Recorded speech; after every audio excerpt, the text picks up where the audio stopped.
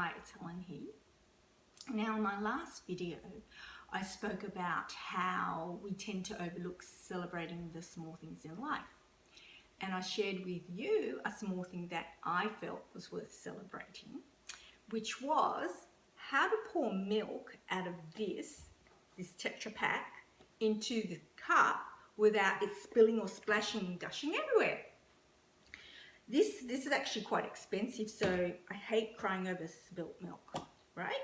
Now, the trick is that you turn it around and you pour it this way. But in my last video, it just didn't work. I messed up. And that really annoyed me. And I thought to myself, well, why did it mess up? Because it never happened before. It works. So first, I'm going to give you the science of it first, all right? So if you pour it this way, you can see that when you lie it that way, you've got most of the milk there. So when it comes out, it just totally, all the gravity goes out, or it's pushing down, and then it pours out. Yeah, it literally just gushes out.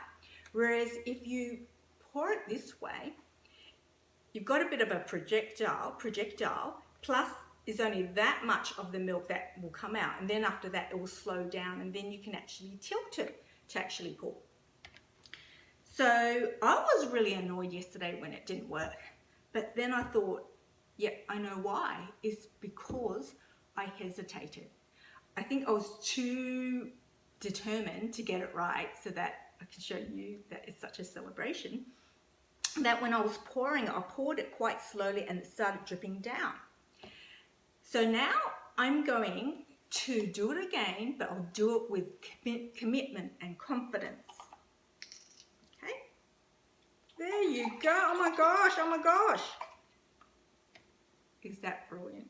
That's so brilliant.